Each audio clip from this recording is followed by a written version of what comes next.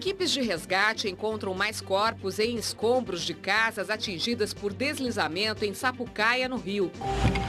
Nova lei de mobilidade urbana permite instalar pedágios no centro de cidades com mais de 20 mil habitantes. Ministro da Integração Nacional, Fernando Bezerra, vai dar explicações a uma comissão do Congresso na quinta-feira. Ditador da Síria acusa grupos terroristas de tentar desestabilizar o país e promete reformas este ano.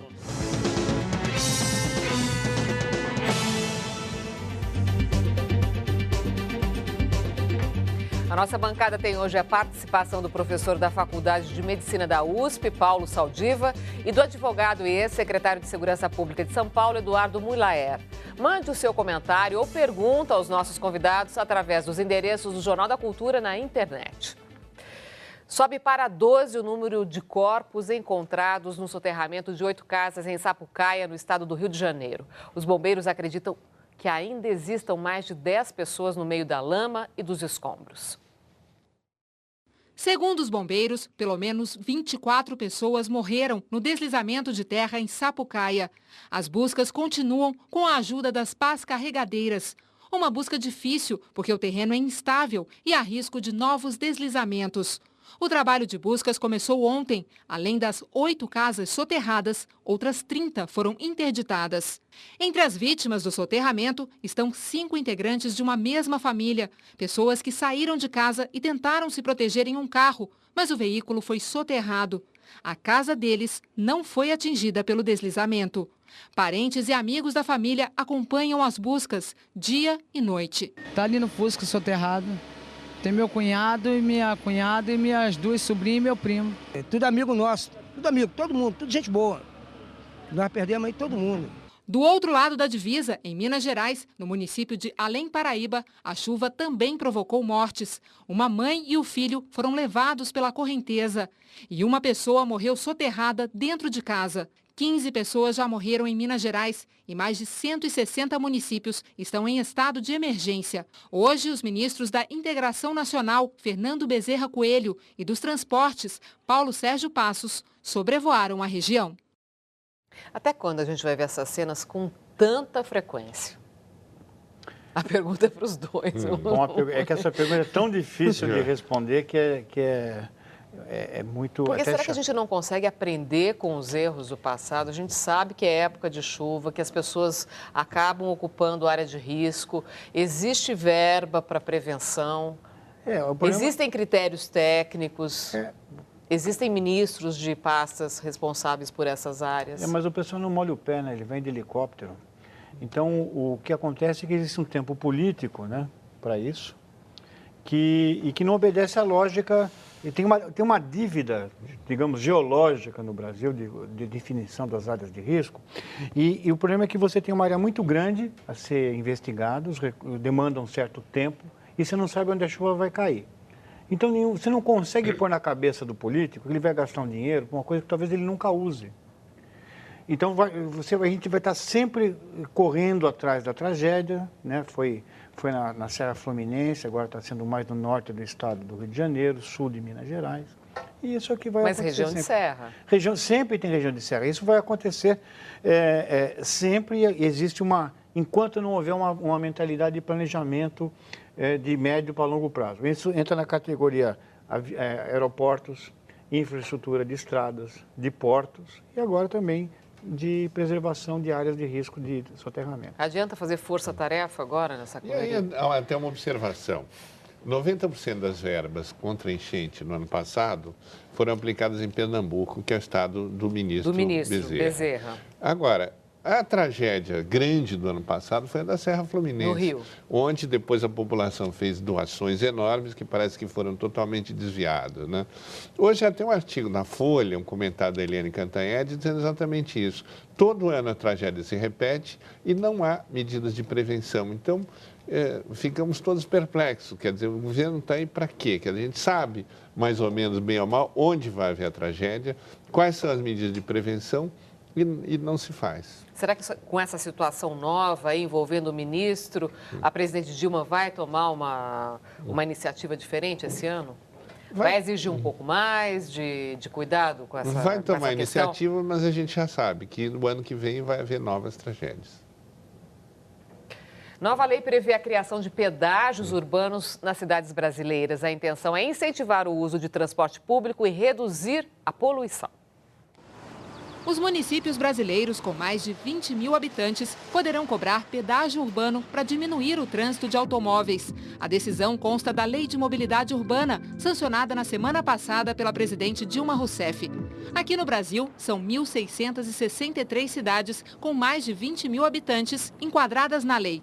Os municípios que adotarem o pedágio urbano terão que apresentar, nos próximos 3 anos, um plano de mobilidade voltado ao transporte coletivo, serviços e infraestrutura que facilitem o deslocamento das pessoas.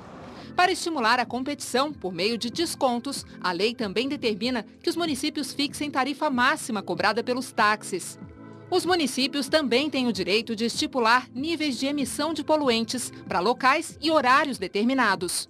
Em 2003, Londres implantou o pedágio urbano em uma área de 21 quilômetros quadrados na região central da cidade.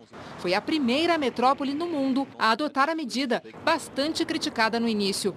Atualmente, o pedágio urbano está plenamente aceito. A Prefeitura londrina arrecada por ano o equivalente a 350 milhões de reais, investidos integralmente no transporte público da capital inglesa. Vocês ouviram, investidos integralmente no transporte público. Será que aqui vai ser assim, para essas cidades com mais de 20 mil habitantes? A medida é boa, mas a gente sempre tem a desconfiança da utilização dos recursos, como aconteceu com a CPMF e outras coisas desse tipo. Veja, em Londres foi muito mais do que a economia de 350 milhões de reais. Houve redução da taxa de infarto do miocárdio, da taxa até de depressão, por causa que o uso do transporte coletivo ajuda a pessoa a se socializar mais, redução do número de mortes por derrame cerebral. Quer dizer, houve benefício à saúde que pode ser computado. Quer dizer, você não gastar com isso é uma economia a mais. Na prática, o pedágio, ele limita o número de carros mesmo? Ele limita, mas veja, o que eu acho é que a gente tem sim essa política de sinais trocados. Por exemplo, em Londres não existe um incentivo de financiamento para carro independente da emissão ou do tamanho. Quer dizer, quando você tem um programa de incentivar a indústria automobilística, você não pensa na eficiência, no tamanho ou em outros ditames. Quer dizer, então você vai dizer o quê? Num lado você fala, vou cobrar pelo uso do carro. Do outro lado, incentivo o uso do carro. Se você cobrar um pedágio indiscriminado, as pessoas que moram na periferia, que são aquelas que têm o transporte coletivo pior e que se defendem através do seu carro, vão ser as mais penalizadas. Por isso que eu te perguntei isso, porque a gente mostrou essa semana aqui no Jornal Cultura, na semana passada, jovens que estavam buscando crédito para comprar o seu carro porque não tinham como ir ao trabalho com transporte público. Então, eu lhe pergunto, quer dizer, você cobra esse pedágio para ele não usar o carro, mas se não tem transporte público, quer dizer, como é que fica essa questão? Você precisa ter uma estrutura. A ideia, Márcia, é boa, porque você pode, assim, você vai tirar dinheiro da onde para investir em transporte público? Vai ser da educação? Vai ser da saúde? Vai ser da segurança pública? Então, isso geraria uma fonte de que você usa o espaço público e você paga para que outras pessoas tenham transporte coletivo.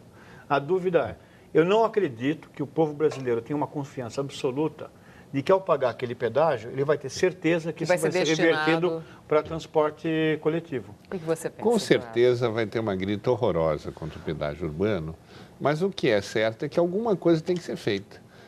São Paulo está parando, quer dizer, praticamente não dá mais para usar, para andar, não dá para chegar no centro.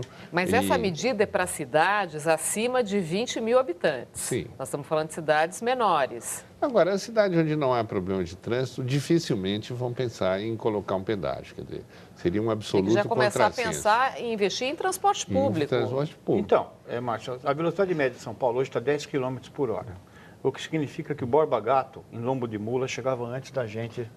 Dá para fazer até uma minissérie para a cultura, os bandeirantes chegavam antes, né? Agora, em janeiro foi uma maravilha, a gente podia ir, sair, circular. Olha aqui, o Marlon Vieira, telespectador, ele está comentando, olha, em vez de melhorar o transporte público, querem cobrar pedágio. Isso é um absurdo. Cadê o dinheiro do IPVA nas estradas? Essa é a pergunta. Já tem tanto dinheiro que foi usado e que não foi, sumiu para algum lugar, mas agora, a gente está discutindo o conceito da ideia. Quem está usando a rua vai pagar pelo uso dela. E para que você permita que outras pessoas criem um plano B. Você quer ir de carro, você vai. Quer ir depressa, vai mais, mas você paga mais caro.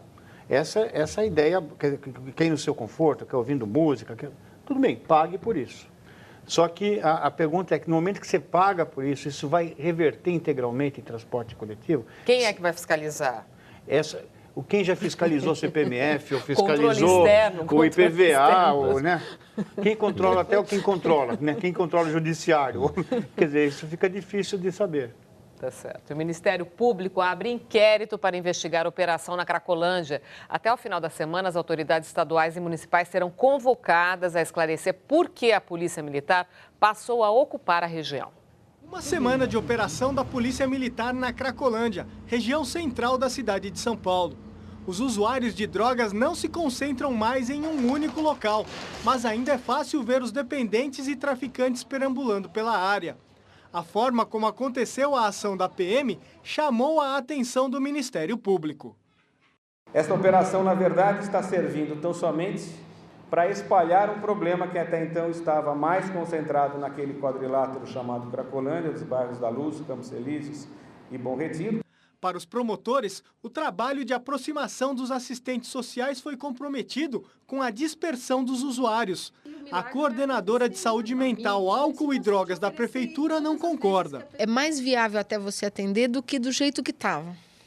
Era um espaço tão denso de concentração que a gente tinha muita dificuldade de atuar ali.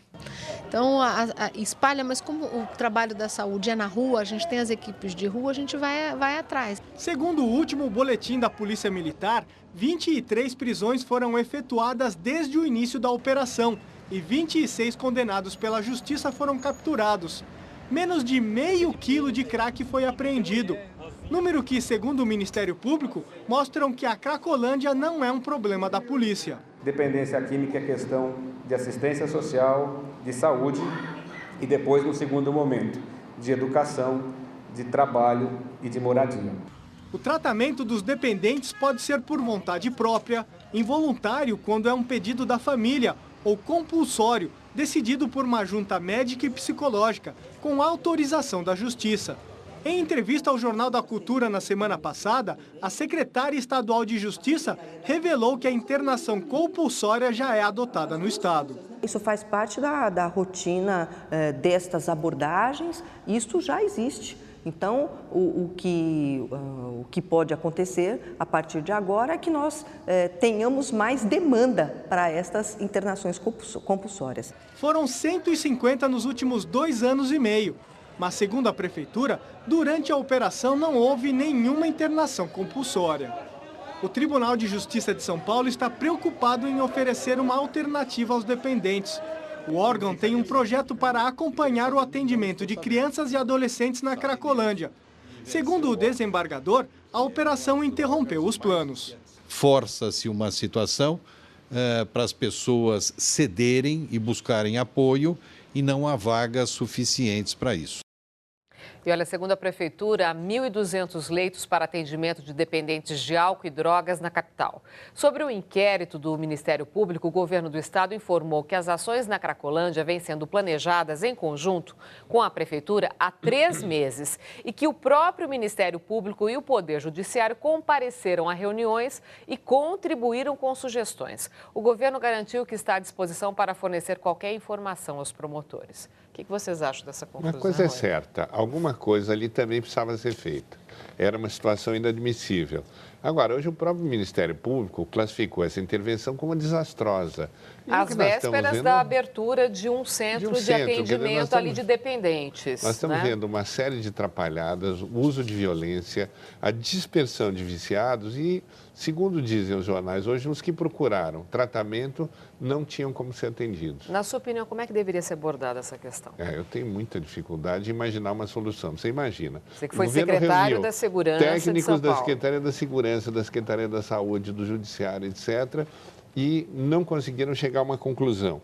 Eu acho o seguinte, eu acho que o tratamento, a participação de polícia é necessário numa operação dessas, mas tem que ser centrado basicamente na questão da saúde, da assistência social, do amparo, muito mais do que na agressão. Você, Paulo? O problema não é fácil de resolver, né? A alternativa que o pessoal fez foi dispersar para ver se você reduziu o poder econômico e a ação dos traficantes. Isso talvez tenha diminuído a densidade dos viciados e permitisse que o serviço social pudesse chegar, em vez de ter um monte de gente, você pegar grupos menores, como foi dito ali.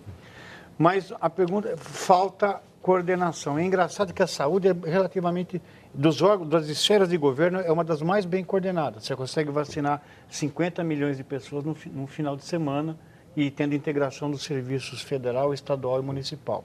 Aqui, talvez pelo sistema ser novo, o tema ser novo, não houve essa coordenação. A gente está discutindo internação compulsória, quando nem para voluntária você consegue dar conta.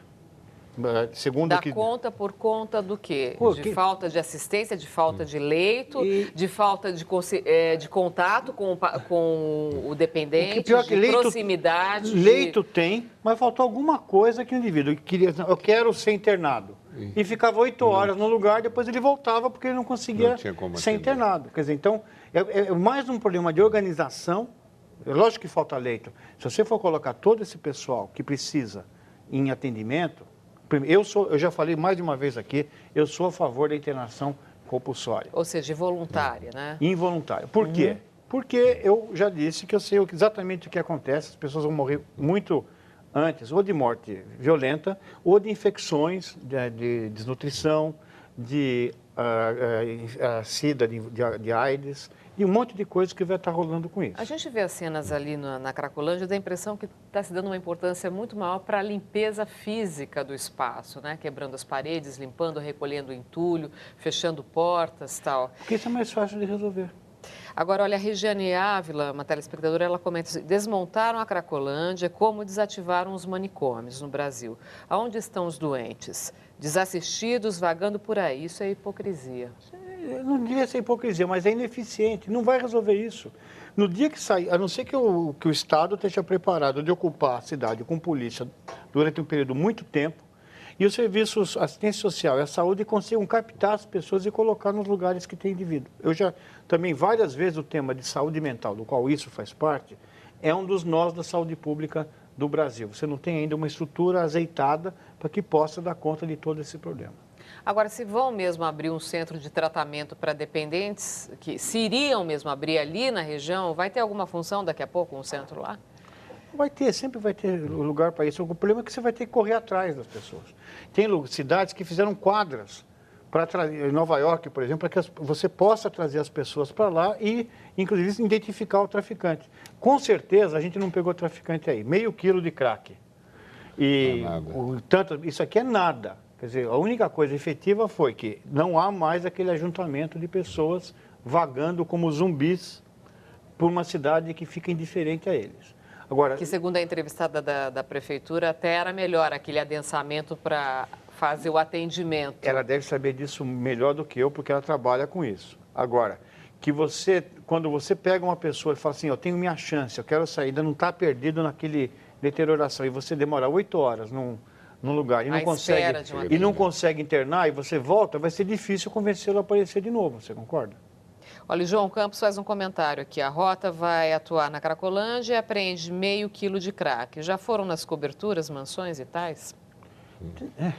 Primeiro que eu acho que a Rota não foi desenhada para isso. A função da Rota é outra. Se eu tivesse que colocar alguém da polícia para lidar com doente, com certeza não faz parte da vocação da Rota. A Rota acho que foi desenhada para outra coisa. E com relação aos pedágios nas cidades, agora que o carro se popularizou, pedágio não seria forma de exclusão na circulação dos carros populares? Mas é só um comentário, né, de quem tem o pedágio um não atrapalhou. Barato, né? Londres, a redução da motorização não ocorreu. O que você está dizendo, você não pode levar 1000 quilos de lata para onde você quer. É isso. Tá certo. E a seguir, a Comissão do Congresso vai ouvir explicações do ministro Fernando Bezerra e mais, a importância do aleitamento materno para a saúde dos bebês.